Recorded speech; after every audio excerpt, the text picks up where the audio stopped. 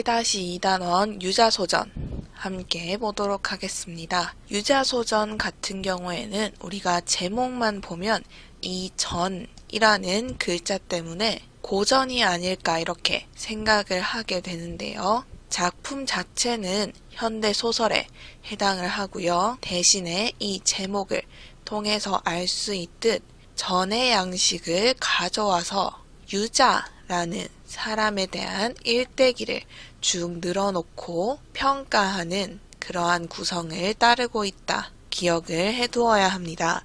이와 관련하여서 한국 서사문학의 전통적 특질을 묻는 문제가 많이 출제되었는데요. 두 가지 측면에서 출제가 되었습니다. 첫 번째는 방금 이야기했던 전의 양식을 따르고 있다 하는 점이고요. 두 번째는 한국 서사문학에서 빼놓을 수 없는 부분, 바로 희화화를 통한 풍자입니다. 문제에서는 이러한 두 가지 측면을 전을 예시로 하거나 혹은 희화화나 풍자 혹은 이와 비슷한 해악이 드러나는 작품과 함께 비교해서 분석을 하도록 출제가 많이 되었고요. 그 문제를 풀기 위해선 첫 번째, 우리가 전이란 과연 무엇인가 이 전 자체에 대한 특징을 알고 있어야겠죠. 그래야 이 전이 유자소 전에도 계승되었다 이렇게 얘기를 할 수 있으니까요. 그리고 두 번째로 대상을 희화화하여서 풍자하는 것, 구체적으로 어떻게 이루어지는지도 알고 있어야 이러한 것들을 비교할 수가 있겠습니다. 그리고 이 외에 유자소전의 서술상의 특징, 어떤 것들이 있는지, 그리고 인물이나 사건 전개 어떻게 이루어지고 있는지 묻는 문제 출제가 많이 되었는데요. 인물의 경우 크게 3명이 있었죠. 유자에 대해서 설명하는 서술자, 작품 안의 서술자이기 때문에 1인칭 관찰자 시점의 나입니다. 그리고 사건은 유자의 일생을 중심으로 흘러가는데요.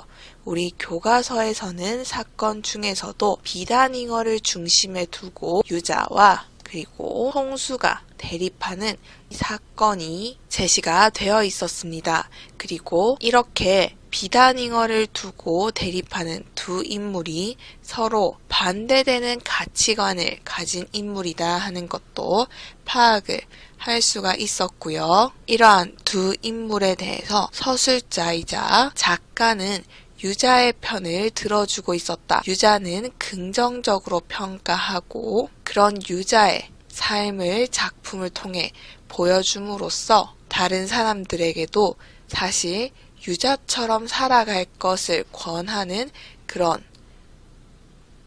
내용이었던 거죠. 이러한 점은 또다시 우리 한 바퀴 돌아서 전의 양식과 관련이 있구나 생각을 해볼 수 있습니다. 그러면 지문 간단하게 한번 보도록 하겠습니다. 작품의 도입 부분인데요. 지금 한 친구가 있었다라고 하면서 그 친구는 겉으로 보기에는 보통 사람이었지만 하지만 예사, 허릅숭이는 아니었다. 평범한 사람은 아니었다라고 하면서 이어지는 단락, 보통 소설과는 다릅니다. 구체적으로 그 사람이 어떠한 인생을 살았는지를 요약적으로 제시하고 있어요. 이름은 유재필이고 1941년 홍성군 광천에서 태어나 보령군 대천에 와서 자라고 배우고 서울에서 살았다. 그 다음 어려서부터 똑똑하고 눈에 띄었으며 나이가 들어서도 항상 깨어있는 삶을 살아서 그만큼 존재감이 있는 사람이었다. 이렇게 얘기를 하고 있습니다. 이러한 내용들이 어디에서 나왔느냐를 우리가 기억을 해야 하는데요. 우리가 이라고 하면 어떤 인물의 일대기를 다루고 그에 대한 평가를 내리는 문학 갈래이다 이렇게 알고 있는데 조금 더 구체적으로 들어가 보면 우선 작품의 첫머리에서 이 인물의 일생을 요약적으로 제시를 하고 이에 대한 간단한 평가를 덧붙이게 됩니다. 그게 이 유자소전에서도 그대로 나타나 있는 거죠. 그래서 이 첫 부분만 보더라도 우리가 이 작품은 전의 양식을 따르고 있구나 하는 걸 바로 알아차릴 수가 있게 되는 겁니다. 그리고 이어지는 단락들에서는 유자가 싫어하는 사람, 그리고 유자가 좋아하는 사람, 유자의 인품에 관해서 이야기를 쭉 하면서 유자가 어떤 사람인지 소개를 하고 있고요. 우리 이 부분 좀 집중해서 봐야겠죠? 우리가 보통 어떤 사람을 지칭할 때 이씨 성을 가진 사람, 유씨 성을 가진 사람, 이가, 유가 이렇게 이야기를 하는데 나는 그를 유자라고 부른다라고 하면서 이 호칭을 통해서 서술자인 나가 유제피를 어떻게 생각하는지 그 평가를 드러내고 있습니다. 공자, 맹자처럼 자자를 붙여서 그만큼 존경하고 공경할 만한 사람이다 하는 걸 내가 보여주고 있는 거죠. 그래서 도입부에서 자주 묻는 문제, 나아가 유제필에 대해서 어떻게 평가하고 있는가 묻는 문제들 있는데요. 앞서 보았듯이 이렇게 직접적으로 평가하는 부분 중요하지만 그만큼 유자라는 이 호칭 자체도 평가로서 중요하다 하는 거 기억을 해두고 있어야 합니다. 이 호칭 자체, 이 호칭을 사용하는 것도 사실 유자에 대한 나의 긍정적인 평가가 드러나고 있는 거죠. 그리고 이어지는 내용에서는 유자가 이런 사람인데 이러한 일들을 했다라고 하면서 그의 행적들을 나아가 하나씩 소개를 합니다. 이렇게 일화 중심으로 그의 생애를 전달하는 것 역시도 전의 특징을 계승한 부분이다 하는 거 기억을 해야 하고요. 이어지는 단락에서 사건 크게 3가지 제시하고 있는데요. 첫 번째는 유자가 갑자기 나를 찾아와서 나가 누이 동생의 결혼 상대로 괜찮은가 확인하는 부분 이렇게 제시를 하고 있고요. 이 부분 어렵지 않기 때문에 간단히 살펴보면 될 것 같습니다. 다음 유자의 독서열에 대해서 보여주는 부분 사건 또 하나 제시를 하고 있고요.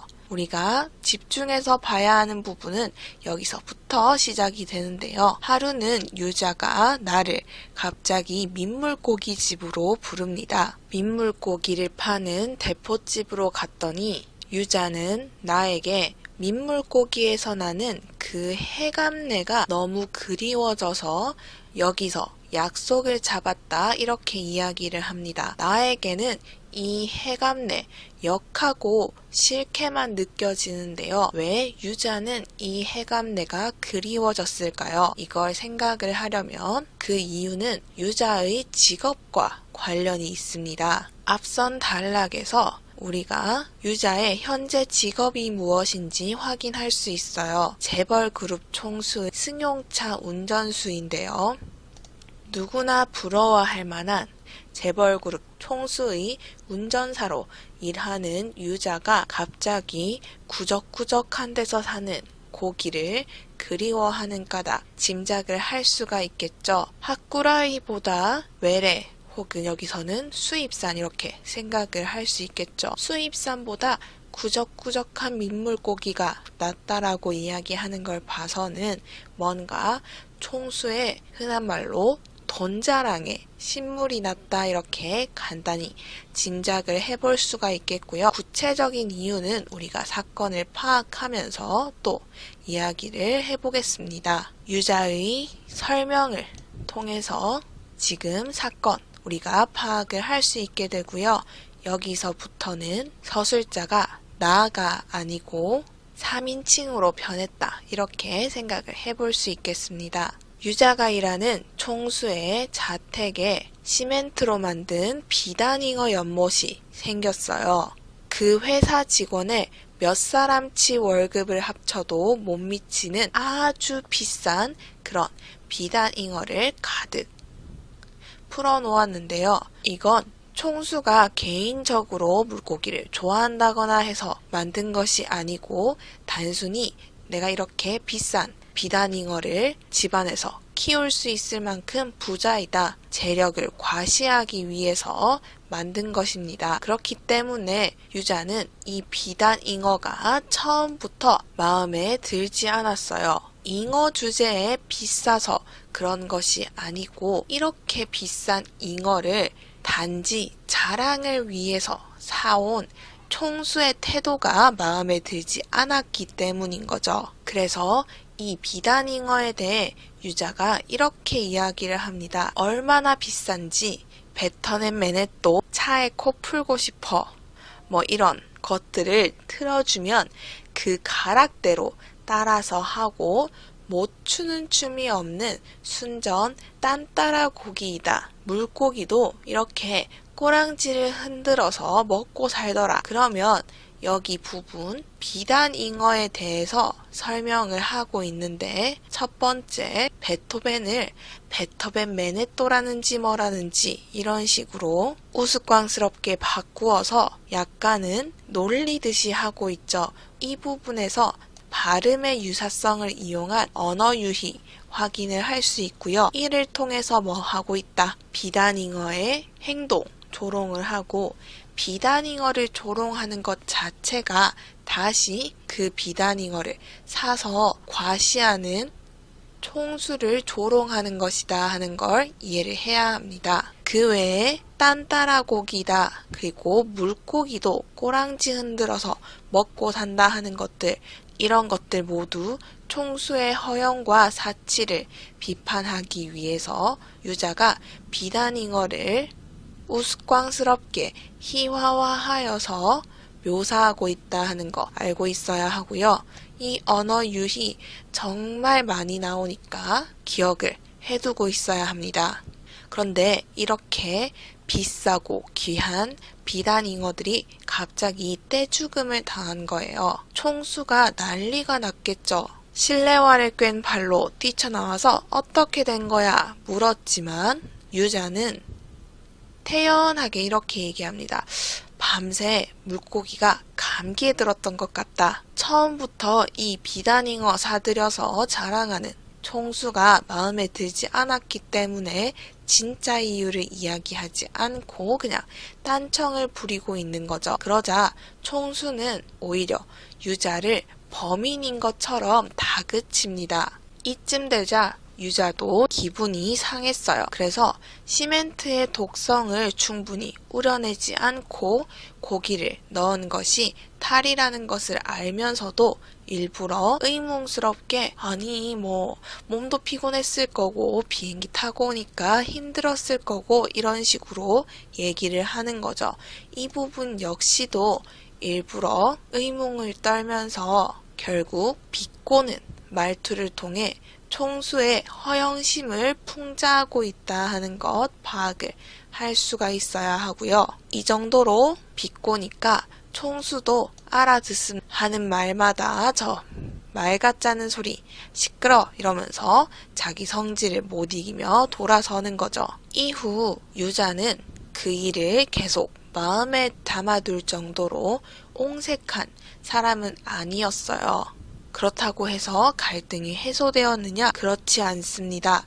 총수가 유자에게 막말을 했기 때문에 유자 역시도 너무 화가 나서 나를 이렇게 부르게 되는데요. 어떤 말을 하였느냐? 비단잉어들을 어떻게 했냐는 총수의 말에 유자가 아무렇지 않게 엄청 비싼 물고기니까 몸에 좋나 싶어서 이미 죽은 거 매운탕을 끓여 먹었다 이렇게 이야기를 합니다. 물론 비단잉어로 매운탕을 끓여 먹었다니까 좀 이상하게 느껴지긴 하는데 또 이미 죽은 물고기니까 사실 이 물고기들을 묻어주던 매운탕을 끓여 먹던 큰 차이가 있진 않죠.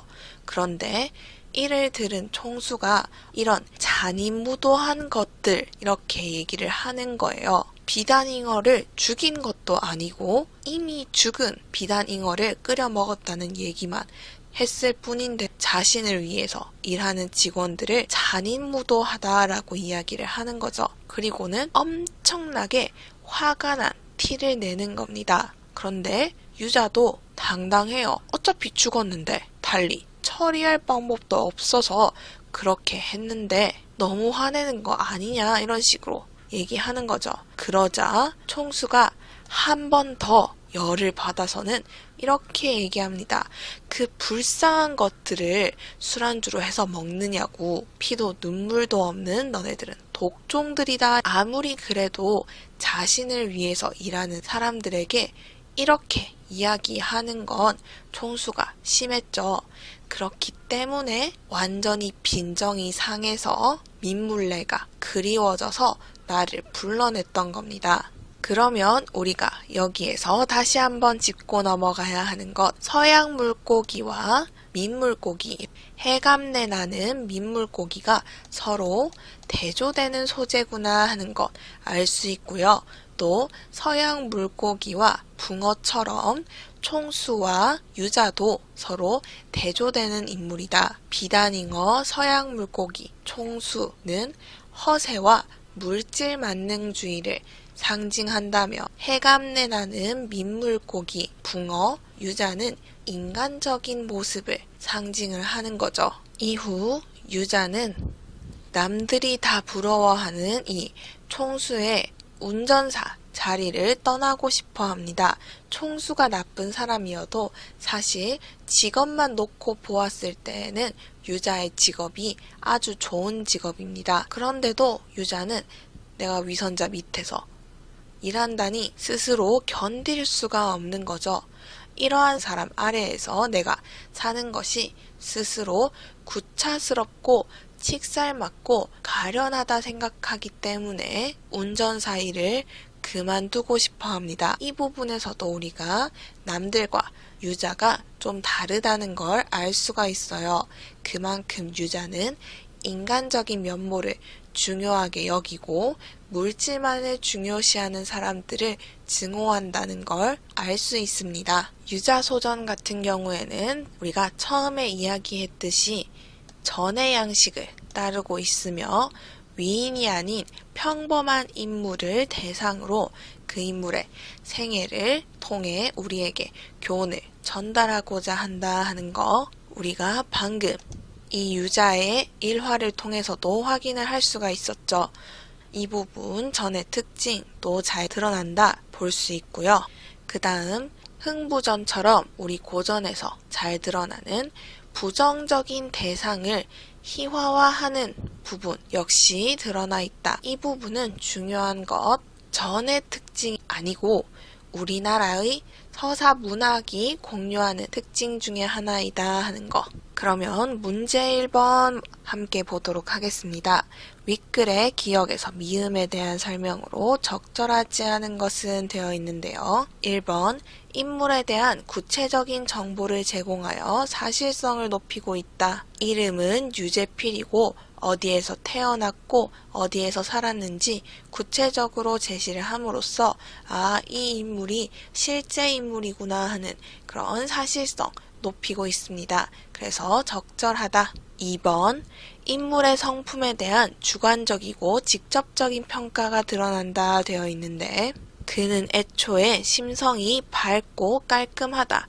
이런 것들 전부 다 서술자가 내린 평가에 해당하죠. 그렇기 때문에 2번도 적절하다. 그 다음 3번 평범한 인물이 아닌 뛰어난 위인을 선정하여 교훈을 전달한다 되어 있는데 여기 보면 위인이라는 말 사용하고 있지만 이 위인이라는 말 사용한 이유는 유자가 그만큼 된 사람이기 때문에 그런 거죠. 유자가 어떤 업적을 이루었기 때문은 아닙니다. 그렇기 때문에 여기 뛰어난 위인을 선정하였다라고 보기는 어려워서 3번이 적절하지 않다. 그 다음 4번 관련된 일화를 소개하여 인물의 성격을 드러내고 있다 되어 있는데 유자가 올 때마다 책을 달라고 했다 하는 이러한 일화를 통해서 그만큼 유자가 얼마나 독서열이 있는 사람인지를 보여주고 있죠. 그렇기 때문에 적절하다. 마지막 주요 인물들 간의 갈등을 유발하는 소재가 된다 되어 있는데 이 비단잉어들로 연못 만드는 거 이후 유자와 총수의 갈등을 유발하게 됩니다. 그렇기 때문에 5번까지도 적절하다. 1번의 정답 3번이 되겠네요. 그 다음 10번 보기를 참고하여 윗글에 A를 설명한 내용으로 적절하지 않은 것은 하고 있고요. 작가 이문구가 판소리 소설에서 볼 수 있는 해학적이고 풍자적인 표현을 활용하여서 웃음을 유발하고 물질 만능주의에 빠진 현대인의 삶의 태도를 비판하는 작품을 남겼다 되어 있는데, 여기 물질 만능주의에 빠진 현대인 대표하는 인물 총수가 되겠죠. 그래서 작품 속에서 지금 해학적이고 풍자적인 표현을 통해 총수를 비판하는 것이 다시 그가 대표하는 물질 만능주의를 비판하는 것이다 얘기를 하고 있습니다. 그리고 A 한번 볼 텐데요. 죽은 물고기를 보고 이유를 따져 묻는 총수에게 비위가 상해서 일부러 모른 척 의문을 떨며 비꼬듯이 이야기하는 부분입니다. 선지를 보면 1번 그는 비꼬는 어투를 통해 총수의 태도를 비아냥거리고 있다 되어 있는데, 총수가 아끼는 것을 알고도 이렇게 얘기하고 있죠. 본래 받들어서 키우는 새끼들일수록 탈이 많은 법이다. 총수가 비단잉어를 아끼는 것을 받들어 키운다 이렇게 비꼬듯이 얘기하는 거 확인을 할 수 있어요. 2번 그는 사투리, 비속어, 우스꽝스러운 말로 웃음을 유발하고 있다 되어 있는데, 그야 팔자가 사나서에서 사투리 쓰는 거 계속 확인할 수 있고요. 그 다음 이렇게 비속어 쓰는 것도 확인할 수 있고, 그 다음 우스꽝스러운 표현 확인을 할 수가 있습니다. 그래서 2번도 적절하다. 그 다음 3번 그의 말은 상대를 비웃으며 공격하는 풍자의 성격을 띠고 있다 되어 있는데, 앞서 비꼬는 어투 사용하는 거 확인할 수 있고요. 웃음을 유발하고 있지만 이건 상대방을 재미있게 해주려고 하는 건 아니었죠. 비웃고 공격하는 거였습니다. 그렇기 때문에 해악이 아니고 풍자인 걸 알 수 있죠. 그래서 3번도 적절하다. 그 다음 4번 총수의 사치와 허영심을 비꼼으로써 현대인의 잘못된 세태를 비판하고 있다 되어 있는데, 총수의 사치와 허영심, 우리 보기를 통해서 결국 물질 만능주의에 빠진 현대인의 삶의 태도를 대표하는 것이다. 알 수 있었습니다. 그렇기 때문에 4번도 적절하다. 마지막 5번 총수의 기분을 일부러 상하게 하여 문제 상황을 해결하고 있다 되어 있는데, 총수의 기분을 일부러 상하게 한 건 맞아요. 그런데 이를 통해서 문제 상황을 해결하고 있다라고 보기 어렵죠. 문제 해결과는 전혀 관련이 없고 오히려 총수와의 갈등을 심화시키는 그런 역할을 했습니다. 그래서 10번의 정답 5번 찾을 수가 있네요. 그 다음 13번 보기를 참고하여 이 소설에 드러나는 이야기 방식의 전통적 특징을 정리한 것으로 적절하지 않은 것은, 보기를 보면 전이란 어떤 것인가, 전의 구성과 특징에 대해서 이야기를 하고 있는데요. 전이란 한 인물의 일생을 기록하여 후세에 전하고자 하는 것으로 들어가야 하는 내용, 인물의 생애, 그리고 그에 대한 필자의 평가 들어가야 합니다. 그리고 전의 소재가 되는 인물들, 우리나라는 특히 평범한 인물들이 이야기의 대상이 되는 경우가 많았다 얘기를 하고 있어요. 그리고 나서 선지를 보면 1번 유재필의 인물됨과 행적을 다루고 있다 되어 있는데 4번과 함께 보겠습니다. 그의 삶을 요약적으로 서술하여서 일화 위주로 생애를 전달하고 있었고요. 그리고 이러한 일화를 통해 유재필의 인물됨 드러내고 있었습니다. 그런데 유재필의 삶 살펴보면 사실 평범한 인물이에요. 인물에 대한 서술자의 긍정적인 평가 덕분에 우리가 유재필이라는 사람이 얼마나 훌륭한 인품을 가지고 있었는지를 알 수 있었습니다. 그래서 1번부터 4번까지는 쉽게 적절하다는 걸 알 수가 있고요. 마지막 5번 도사로 불릴 만큼 영웅적인 유재필의 삶을 서술하고 있다 되어 있는데 내용을 보면 요약 부분에서 유재필이 도사로 불렸다는 건 확인할 수 있습니다. 하지만 사람들이 유재필을 도사라고 부른 건 그가 그만큼 영웅적인 사람이었기 때문은 아니었죠. 평범한 사람 중에서도 눈에 띄는 그런 비범함이 있었기 때문에 도사라고 불렀을 뿐입니다. 그래서 5번 적절하지 않다 정답이 되겠네요. 그러면 유자소전 여기까지 살펴보았고요. 모든 자료는 나무아카데미 홈페이지에서 이용하실 수 있습니다. 채널을 구독하시면 더 많은 정보를 이용하실 수 있습니다. 감사합니다.